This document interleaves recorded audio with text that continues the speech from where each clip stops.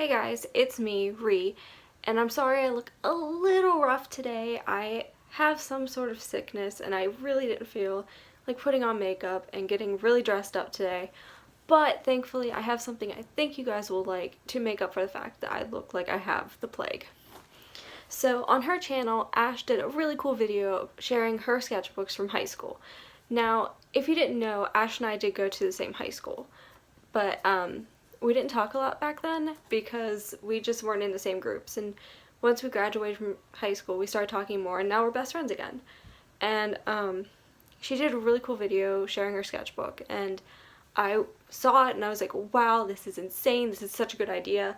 And I want to do something like that too, because I was recently cleaning my room to get ready to remodel a little, and I found my old creative writing notebook. And while it's not the same as a sketchbook, I still am pretty impressed with what was in here. I was a little bit of an angsty teenager.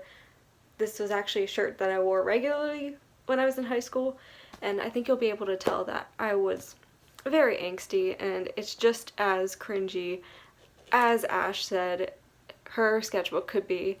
I'm not going to share everything that's in here because it's very long and I don't want to. Some of the stuff in here is pretty embarrassing.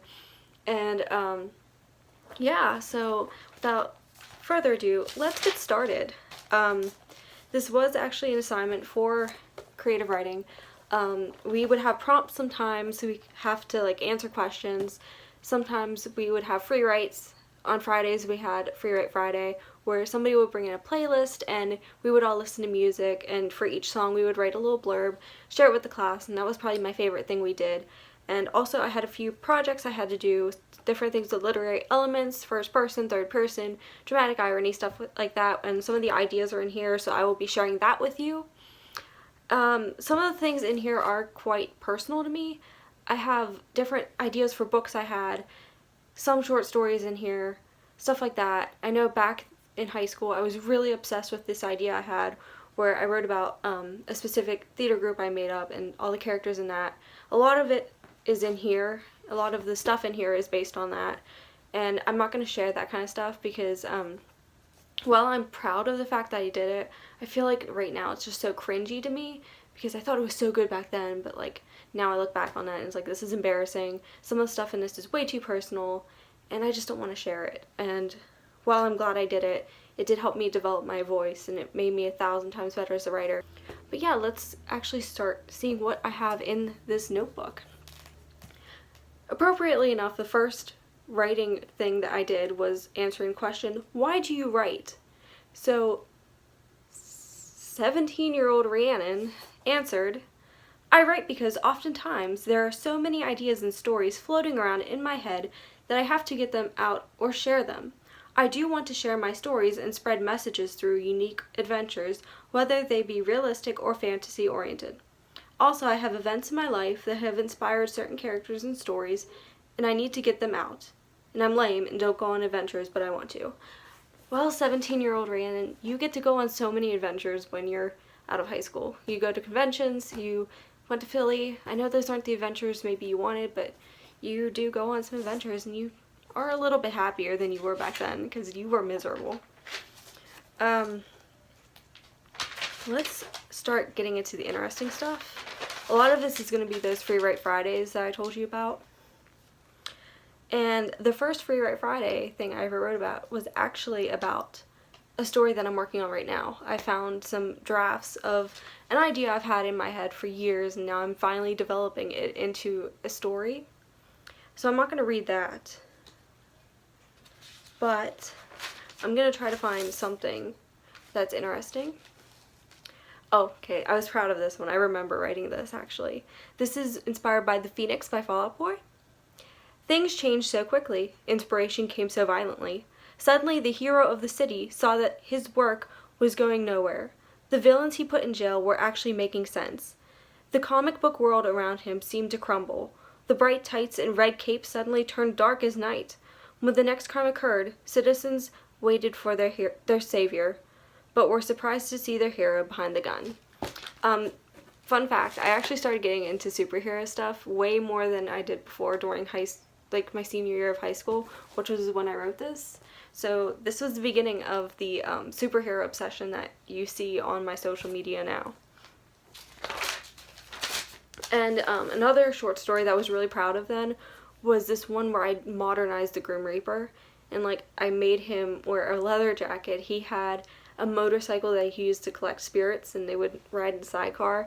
It was pretty cute, and like I called it Don't Fear the Reaper because I used the Blue Oyster Cult song as inspiration. But I found like the first blurb that I wrote of it, and it was actually during a Free Write Friday, and it was inspired by The Emperor's New Clothes by Panic at the Disco. And I'll read it because I actually really like this. The Grim Reaper hated his job. After years of taking souls to their final resting place, the job got kind of boring. Plus, the robe and sickle were so dark ages. So what did the Grim Reaper do? Got a leather jacket and bought a motorcycle. It was cliché, but it gave the angels in paradise a run for the money. The look was better, but there was still the problem of getting a better assistant. The cookie-cutter angels were getting boring. He wanted someone like him, someone with edge. After all, being death was a lonely profession. I really like that story, but I still kind of want to develop it into something more so I can get it published one day. I found my Free Write Friday, and my playlist was so me, because it was some musicals, some Broadway, some just angst. But it was Those Magic Changes from Grease Live, Budapest by Georgia Ezra, which I still love that song, Charlie Brown by Coldplay, House of Gold by 21 Pilots, Make You Feel My Love, covered by Aaron Viet, and Cosmic Love by Florence and the Machine. So I'm going to pick one of these to read because some of these are just like blurbs. I remember being so nervous about doing the free write that I just kind of like wrote horrible stuff because I was just so nervous to be in front of everybody playing music. So I'm going to read the Cosmic Love one because some of these are just such cheesy love poems, and I obviously didn't have a handle on what like healthy relationships were back then, so I'm going to read this one because it's kind of cute yet still angsty.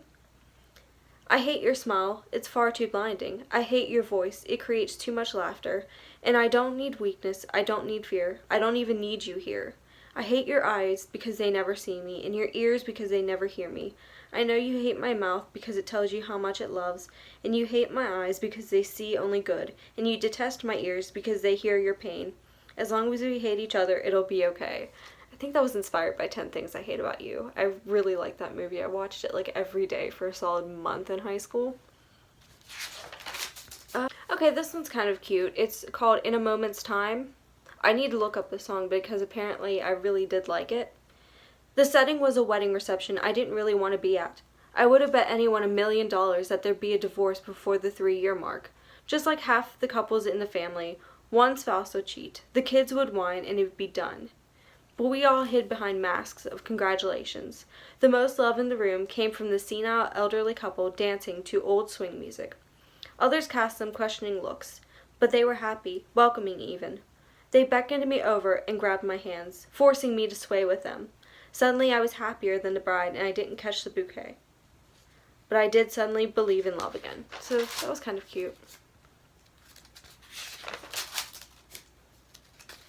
Oh, I found Maggie's Free Write Friday. She had some really great music. She actually introduced me to a lot of really great bands, and I see she put Moulin Rouge on here, and I know this was right after I made her watch Moulin Rouge with me, and we kind of like cried over it, and we screamed so loud the neighbors probably heard us.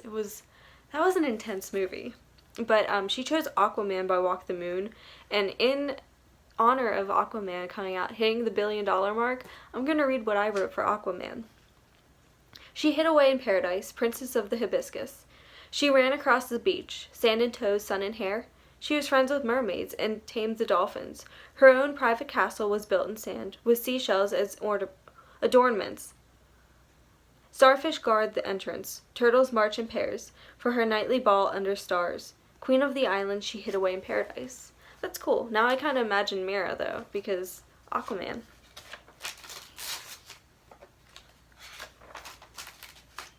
This is also like right when David Bowie died, and 2016 was horrible for celebrity deaths, so every time someone would die, we would always, like, I could tell when somebody died because we'd put it into the playlist.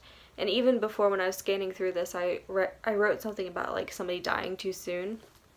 But this is mine for Life on Mars, and I can tell that this was during my American Horror Story phase, which we're back to that because this was definitely an Elsa Mars, like, story. She was a classy, proud woman. A few struggles wouldn't stop her dreams. Performance was her thing, no matter how many told her horror stories about people on streets without food or shelter because they had chased their dreams. But to her, a shelter was a prison. She could move anywhere she wanted without one. Food was necessary, but she could manage. She always did. Besides, she was talented. After all, she spent close to 20 years convincing everyone she actually cared. And I wrote another one based off of Starman by David Bowie, this one was definitely, like, right when he passed away, because I can tell I was upset about it. I'm not thinking of this as goodbye. Why should it be so final? It's the next great adventure, an amazing transformation. We've reached our peak here and are bored out of our minds. Instead of a plain place, we'll meet where the world is color. We'll tell the naysayers how we actually lived our dreams. I promise it'll be amazing, but first we have to leave behind a scenery of gray and rain in exchange for Technicolor. Oh, here's a fitting one. It's called I Hate You So Much. This is, like, peak me in high school. The angst, the drama, the horror, the love. She thought of a million ways to kill him. Poison lipstick, the shade of his blood. Stilettos to trample him with, and daggers strapped to her thighs. She could stab him with her eyeliner wings if she wanted to. Her makeup was perfectly done. No one would have known how heartbroken she truly was. She just looked like a girl ready for some fun, and fun she was going to have. Okay, I found my final project, what I wanted to make it. I called it I Am Unaccustomed to the Living Dead, which I really like that title. And I remember writing this and thinking, I want to do a horror story, but I want to make it really funny, because this was, again, I was so into American Horror Story during my high school career. And this was about a girl who could see spirits and talk to them, but she gained the power after, like, making fun of somebody who lost a relative, and that was kind of like their revenge from the spirit world, was that so that she could, like, see spirits. And she moves into this house where there's a Ouija board, and somebody didn't properly close the session, so the house is extremely haunted. So she has to go find the piece and, like, close the session properly. It was really good, and I think I kind of want to develop that into something more, but I found it here, and it was something. Well, I think that's pretty much it, and I mean, it wasn't as cringy as I thought it would be. I guess, like, my middle school notebook, different story. The first thing I ever wrote was a Harry Potter Lord of the Rings fanfiction where they met the Goonies. This was when I was 10. Then after that, I kind of started getting into, like, Kingdom Hearts and Final Fantasy, so I wrote a crossover about that, but I wanted them to meet the characters from The Legend of Zelda, so I was really into, like, writing fan fictions I knew would never happen in real life. And that was the first thing I wrote, so, like, thinking about that and compared to this, that's pretty great. I might go through my laptop and, like, read some of, like, the very cringy things on there that I wrote, maybe one day, or maybe go through some old writing notebooks I had, so if you'd like to see that, leave a comment, tell me what you'd like to see. Please let me know what you thought of this video, and check out Ash's video about her sketchbooks, and until next time, see ya!